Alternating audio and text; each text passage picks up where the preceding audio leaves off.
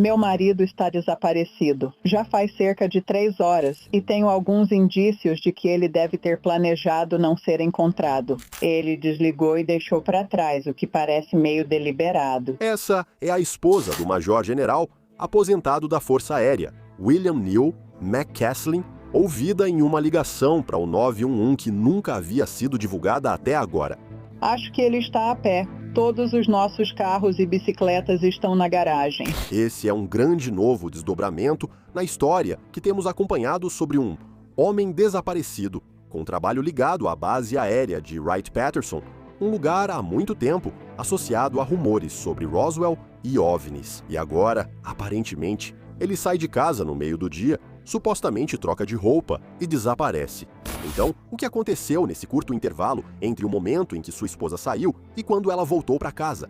E um dos homens mais altamente treinados das Forças Armadas dos Estados Unidos simplesmente desapareceu? Vamos falar sobre isso. Bem-vindo ao Sidebar da Law and Crime. Eu sou Jesse Weber, general aposentado da Força Aérea, com 2 estrelas, supostamente sai de casa durante o dia. Aparentemente, ele deixa o celular, os óculos, o smartwatch, aparentemente troca de roupa por algo que a esposa dele não consegue identificar e, depois disso, nada. Por semanas, nenhum avistamento, nenhum vídeo, nenhuma resposta, apenas especulação. OVNIs, segredos do governo, um nome ligado a e-mails hackeados sobre Roswell. Mas agora temos algo novo, temos algo em nossas mãos que até o momento em que estamos publicando isto, não vimos mais ninguém publicar. Esta é uma nova ligação para o 911 feita por sua esposa, apenas algumas horas depois que ele desapareceu. E eu quero que você ouça. Isto é parte dela. Quero que você ouça o que ela diz ao atendente. Meu marido está desaparecido. Já faz cerca de 3 horas e tenho alguns indícios de que ele deve ter planejado não ser encontrado. Novamente, esta é a esposa do Major-General aposentado William McCaslin. E o que ela diz a seguir sobre o estado mental dele, sobre ele não querer ser encontrado, nós não só vamos analisar, mas também vamos trazer alguém para ajudar a entender isso, um importante especialista em investigação policial da Cold Case Foundation. Quando semanas passam sem respostas e um homem que trabalhou nos programas mais secretos dos Estados Unidos desaparece, onde os investigadores começam? Para onde eles foram? O que podemos concluir dessa ligação para o 911? Antes de ouvirmos esse áudio inédito, preciso contextualizar para que a ligação faça sentido. De quem exatamente estamos falando? Quem exatamente estamos procurando? William Neal McCaslin, 68 anos, major-general, aposentado da Força Aérea dos Estados Unidos. Esse não é um cara qualquer que simplesmente desapareceu. Estamos falando de alguém que aparentemente passou 34 anos trabalhando em algumas das tecnologias mais sensíveis que as Forças Armadas têm: engenharia astronáutica, aquisição de sistemas espaciais, Escritório Nacional de Reconhecimento. Eles cuidam dos satélites espiões. Ele acabou assumindo o comando do Laboratório de Pesquisas da Força Aérea na base Wright-Patterson, em Ohio, que é importante. Por décadas, teóricos da conspiração dizem que o governo escondeu destroços de Roswell lá. A Força Aérea nunca confirmou, mas a ligação persiste. Enquanto cobrimos esse caso, o desaparecimento dessa pessoa gera especulações e comentários. Deixando teorias da conspiração de lado, veja o que realmente sabemos. Era 27 de fevereiro, manhã de quinta-feira. Por volta das 10 horas, segundo o departamento do xerife do condado de Bernalillo, um técnico vai à casa de McCaslin, na Quail Run Court, em Albuquerque, Novo México, no horário marcado. Entra e interage com McCaslin. Isso está confirmado. Cerca de 1 hora depois, às 11h10, sua esposa Susan sai para uma consulta médica. Ao voltar, pouco após o meio-dia, às 12h04, ele aparentemente já havia saído. Talvez ele só tenha ido caminhar. Ele adora atividades ao ar livre, como trilhas, ciclismo, esqui, e conhecia bem as colinas da região. Mas então ela olha ao redor. O celular dele ainda está no balcão. Os óculos de grau dele estavam ali. O smartwatch dele, abandonado ali. E as roupas dele, ela disse que sabia o que ele estava vestindo quando ela saiu. Mas curioso, ela depois acha essas roupas no armário. Então, ele trocou de roupa e vestiu algo que ela não consegue identificar. Então ela liga para o 911 e, imediatamente, diz algo que vai te deixar sem palavras. Novamente, este é um áudio novo. Nós não ouvimos isso antes. Dick, ouça. Aqui é a April. Como posso ajudar você? Oi, April. Meu nome é Susan Wilkerson. Meu marido está desaparecido. E já faz cerca de 3 horas. E eu tenho alguns indícios de que ele deve ter planejado não ser encontrado. Ele deixou o celular dele, ele trocou de roupa, não sei por qual. Acho que ele está a pé. Todos os nossos carros e bicicletas estão na garagem. Eu saí para uma consulta médica por volta das 11h10 e ele estava aqui em casa nesse horário. E eu voltei da consulta ao meio-dia e ele já tinha ido embora. Ele desligou e deixou para trás, o que parece meio deliberado, porque ele está sempre com o celular. Ele tem um smartwatch. Eu não sei se o smartwatch está com ele ou não. Ele já fez isso antes? Nunca. Nada nem remotamente parecido com isso. Ele é um major brigadeiro aposentado da Força Aérea. Ele é muito responsável, mas também está enfrentando alguns problemas de saúde. Você tem algum vídeo em casa? Não. Ele já foi diagnosticado com algum transtorno mental ou algo assim? Bem, temos consultado um médico tanto para questões físicas quanto mentais, por causa de ansiedade, perda de memória de curto prazo e falta de sono. A mesma médica que eu fui ver hoje. Ele carrega alguma arma com ele? Bem, geralmente não. Ele tem um cofre de armas e eu fui olhar no cofre para ver se algo estava faltando, mas não consegui dizer se estava.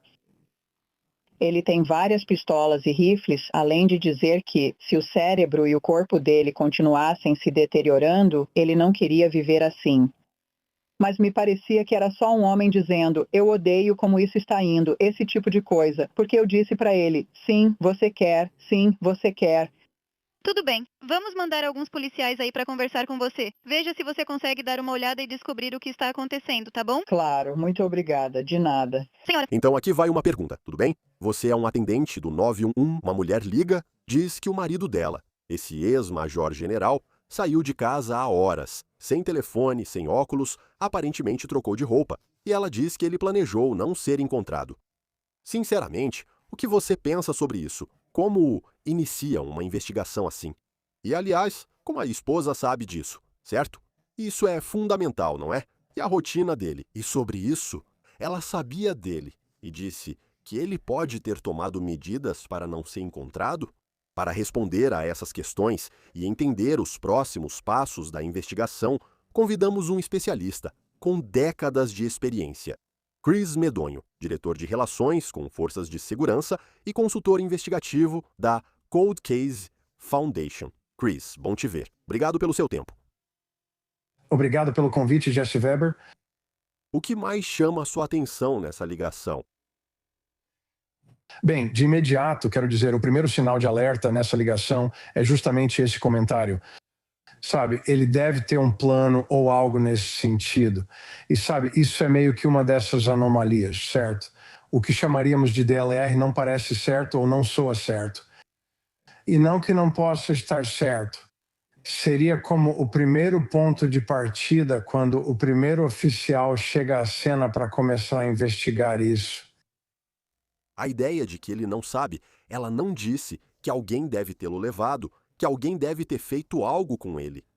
Havia esse reconhecimento de que, com base no homem que ela conhece, e principalmente pelas roupas e pelos itens deixados para trás, que ele fez isso, que ele não queria ser encontrado.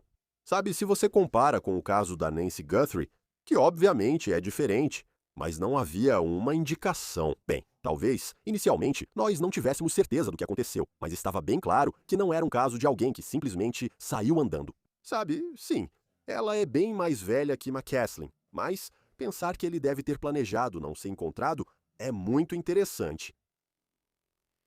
Quero dizer, porque quem está apresentando esse plano? Certo, a gente ouve isso primeiro na ligação para o 911, ele planejou não ser encontrado.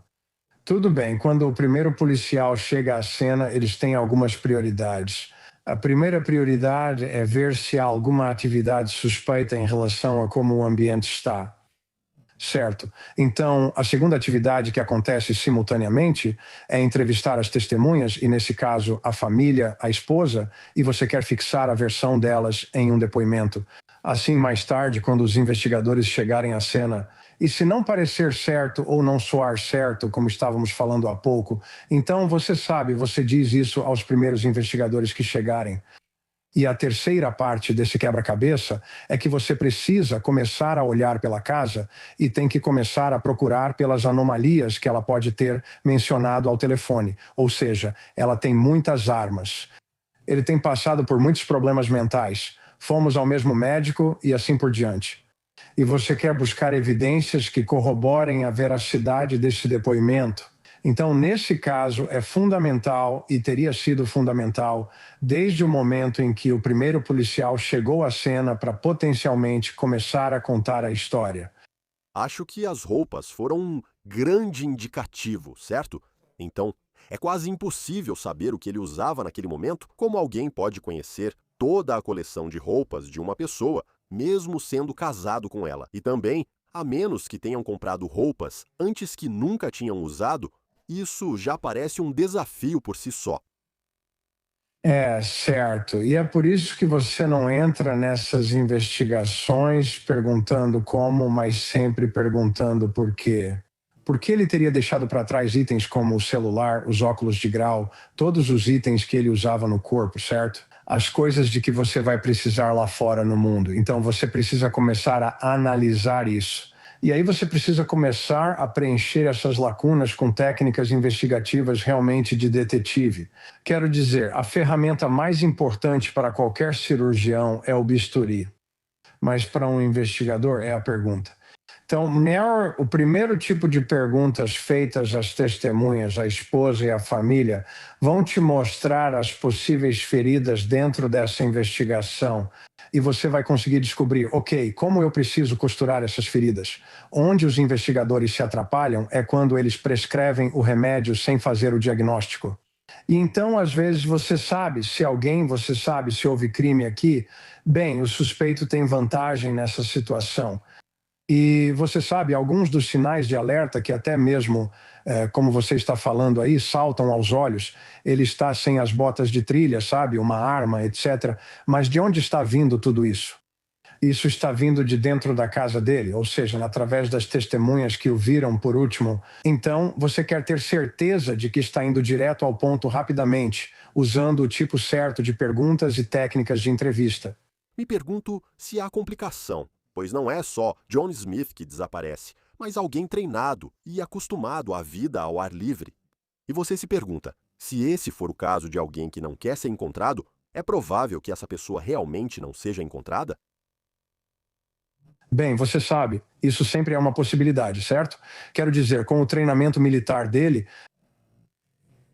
a questão é, se ele está se afastando da casa dele, agora você precisa fazer o que eles chamam de perfil geográfico e dizer, ok, sabe, até onde esse cara conseguiria chegar? Ele tem 68 anos, pode ter alguns problemas de saúde surgindo, mas também está saudável com base no que você sabe, a esposa dele está dizendo.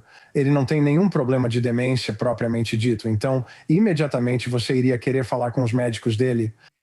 Você iria querer falar com as últimas pessoas que o viram e tentar ajustar essa linha do tempo. E então, ao mesmo tempo, se ele não quiser ser encontrado, você vai querer começar a procurar por rastros digitais hoje em dia. Quero focar novamente na questão da saúde mental, certo? Eu acho que essa é realmente uma parte preocupante e assustadora disso. A falta de sono, perda de memória de curto prazo, ansiedade. Meu cérebro e corpo seguem se deteriorando. A questão é se ele quer viver assim. Um desafio é saber se alguém fez algo contra si mesmo. Como é possível que, com todas essas agências procurando por ele, ainda assim ele não possa ser encontrado? É por isso que há outros que acreditam: ele foi capturado? Ele foi levado? Ou você retorna à questão que citou: como alguém pode sumir assim? Esse é o desafio, não?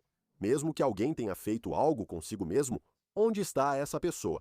Onde está o corpo? Bem, sabe, esse é um caso realmente interessante de quando eu trabalhava no condado de San Diego. Tivemos um caso em Rancho Santa Fé. O nome dele era Ian Spiro. Não sei se você já ouviu esse nome, mas ele morava em um bairro muito rico. A família dele, 4 membros da família, os 3 filhos e a esposa foram encontrados mortos na casa dele.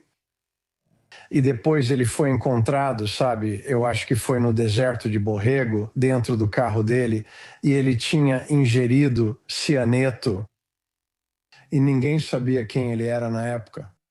Mas, sabe, adiantando um pouco aqui, a correlação é que ele acabou sendo algum agente do governo de alto escalão que também traficava armas e assim por diante. E até hoje esse caso ainda não foi resolvido.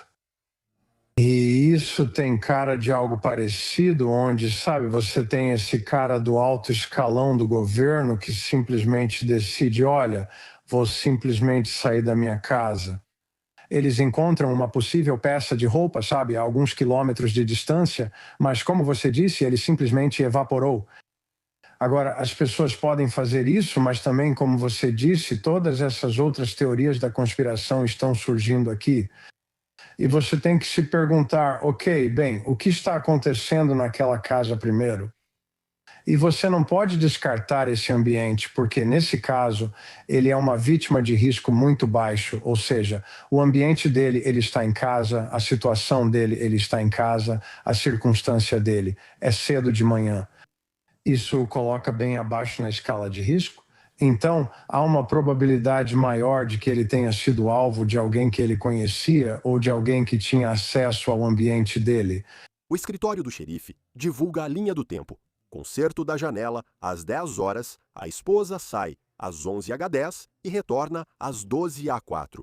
Uma janela muito estreita. E você se pergunta como os investigadores trabalham com uma linha do tempo assim. E o escritório do xerife, aliás, tem sido bem aberto sobre como tudo isso é incomum. Veja como eles colocaram. Usar dispositivos vestíveis e pegar o telefone eram hábitos dele. Isso é fora do comum. Desde o começo dissemos que era um comportamento anormal dele. Estamos analisando todos os aspectos possíveis e dispostos a seguir qualquer pista possível para ajudar a encontrar o Sr. McCausland. E aparentemente, eles procuraram bastante, com drones, helicópteros, unidade canina, cães farejadores de cadáveres. Fizeram uma varredura por quadrantes no canyon, onde os dispositivos vestíveis dele mostraram que ele fez trilha. Além disso, encontraram a camisa verde e as botas de trilha que achavam que ele tinha saído usando na segunda casa da família em Pagosa Springs, Colorado.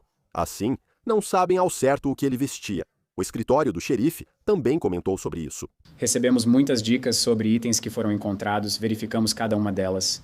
Nós verificamos com a família e amigos para saber se esses são itens que ele costumava usar ou que pertenciam a ele. E vamos continuar fazendo isso. Então essa é a atualização sobre esses itens que vocês estão vendo serem apresentados. Não estamos dizendo que ele saiu com eles. Eles apenas não foram localizados. Então, Chris, você está ouvindo a resposta das autoridades. Já faz um tempo? Onde você acha que eles estão na investigação? Bem, espero que eles estejam em uma situação onde comecem a analisar o rastro digital, se ele existir. Se de fato esses itens estiverem conectados a esse desaparecimento em particular e forem encontrados em um local diferente, isso significa que você potencialmente tem 2 cenas de crime aqui. E agora você precisa ligar esses pontos, certo? Como vamos do ponto A ao ponto B? E então, a partir daí, você precisa trabalhar de trás para frente. Ele tinha um plano? Quero dizer, vamos supor que isso foi um desaparecimento voluntário. O que fazia parte desse plano? Bem, se for um carro alugado ou algum tipo de veículo que seria usado para chegar a esse segundo local, então essa informação estará disponível para as autoridades. Eles eventualmente vão encontrar isso. Mas se houver, digamos, outra situação em que ele encontra alguém, sabe, que tem, sabe, más intenções por falta de um termo melhor. Eu tive um caso de sequestro em que uma mãe deixou uma panela de batatas no fogão e foi até o mercado local e ela desapareceu. E nós a encontramos 4 meses depois. Ela estava enterrada. E também descobrimos que os suspeitos com quem ela cruzou estavam no mercado e foi um sequestro para roubo. Então, se essa for uma situação em que, digamos, ele sai e encontra alguém, não sabemos se existe a possibilidade de essa pessoa tê-lo levado para outro local e dito, ok, vamos sair daqui. Sim, ou ele queria se encontrar com alguém. Nós simplesmente não sabemos porque, novamente, é um intervalo de tempo tão curto entre quando ele saiu e quando desapareceu. Ele some logo após a esposa sair, deixando esses itens para trás.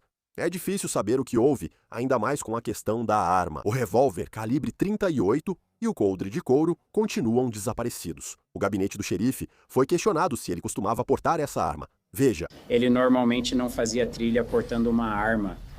Isso seria reservado talvez para acampamentos noturnos e situações semelhantes para proteção pessoal. Então, o que buscamos com isso?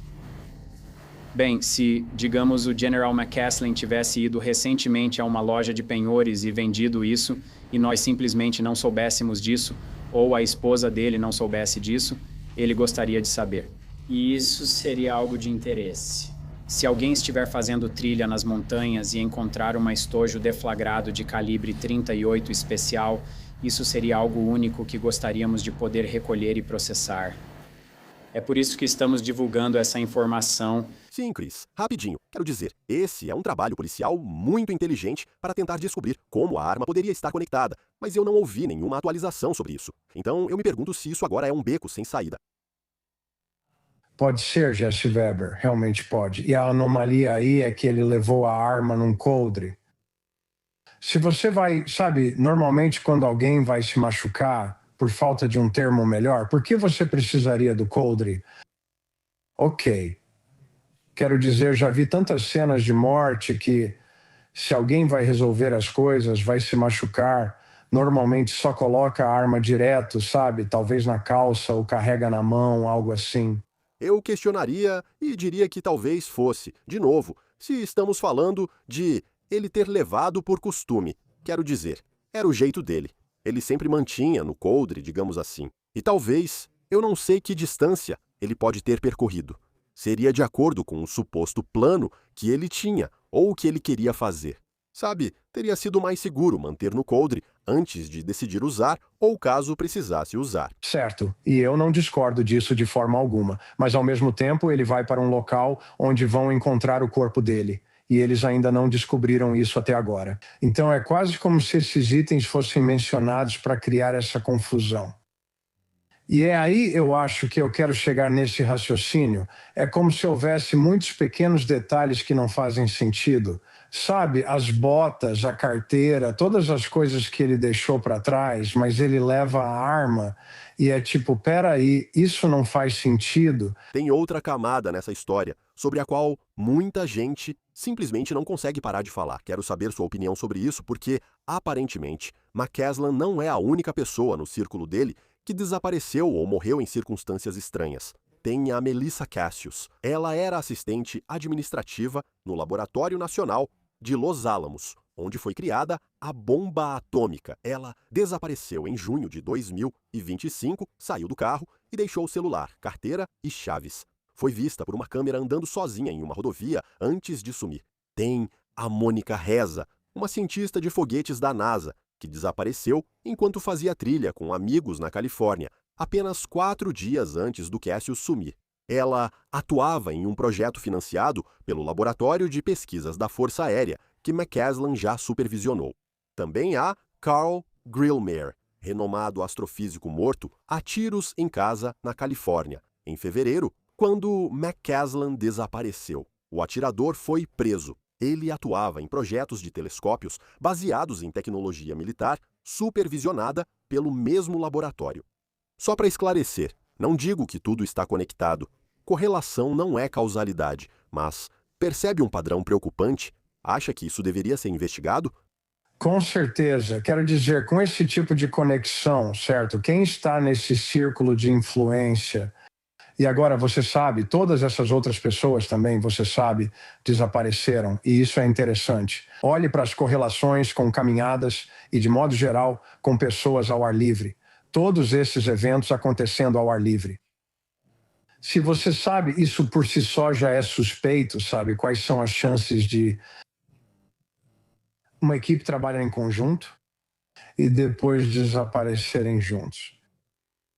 E isso explica por que o FBI está envolvido nisso. E não é apenas um problema local do departamento do xerife. Isso foi uma das coisas que me chamou a atenção imediatamente. É tipo, por que os federais estão envolvidos nisso? Sim, o cara é militar aposentado. Quero dizer, meu pai serviu no Corpo de Fuzileiros Navais por 31 anos. Mas se ele desaparecesse, o FBI federal não viria bater na minha porta. Então, existe um verdadeiro desafio quando vemos eles envolvidos. E talvez seja isso que você quis dizer, porque pode haver uma correlação. O ex-diretor, assistente do FBI, Chris Swecker, disse ao Daily Mail que os investigadores não podem analisar esses casos isoladamente. Ele disse, abre aspas, o FBI não pode examinar esses casos isoladamente e compartimentá-los como casos individuais de pessoas desaparecidas. O congressista Eric Burleson também pediu que o FBI se envolvesse. Ele afirmou que os desaparecimentos são preocupantes. Quero também abordar o ângulo dos OVNIs, pois o nome de McCaslin aparece nos e-mails hackeados do Wikileaks. Tom DeLonge falou sobre ele como o cara que comandava o laboratório em Wright-Patterson, o mesmo lugar para onde, supostamente, foram os destroços de Roswell. Tom DeLonge, do Blink-182. O departamento do xerife foi questionado sobre isso. Eles disseram, só por ser loucura não quer dizer que não seja verdade, mas não podem investigar. Perguntei isso a vários convidados. Quão longe eles podem ir ao investigar o passado e analisar o histórico e trabalhos dele? Porque eu imagino que existem questões de autorização de segurança e documentos sigilosos. Fale comigo sobre isso. Bem, eles não podem ir muito longe. Mesmo os federais não podem ir muito longe, o FBI, a menos que haja o que eles chamam de autorizações de segurança chamadas de green card. E o fato de que todas essas coisas são compartimentalizadas, ou seja, alguns desses projetos podem ter sido ultra-secretos, entre outros. Você pode chegar perto da porta, mas isso não significa que essa porta vai se abrir. E isso foi uma das coisas interessantes no caso de Ian Spiro, sobre o qual eu estava falando.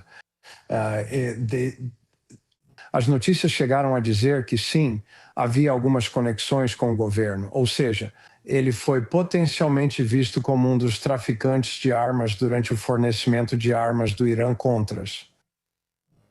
E então, quando chegou a esse nível, foi até aí que a coisa parou. E esse caso, até hoje, novamente, nunca foi resolvido. E isso foi nos anos 90. E será que isso vai acabar caindo nessa categoria em que todo mundo chega perto? Devido aos outros projetos de alto nível que ele supervisionava, eles não conseguem se aproximar o suficiente. No fim das contas, não sabemos o que aconteceu com ele. Simplesmente não sabemos. Essa é a resposta honesta. Se você esteve na Sandia Foothills em 27 ou 28 de fevereiro, confira câmeras, imagens da câmera da campainha, dashcams ou fotos tiradas nesses dias. Envie informações para a unidade de pessoas desaparecidas do Departamento do Xerife do Condado de Bernalillo, pelo telefone 505-4687-070. Você pode enviar mensagens anonimamente pelo TIP 400.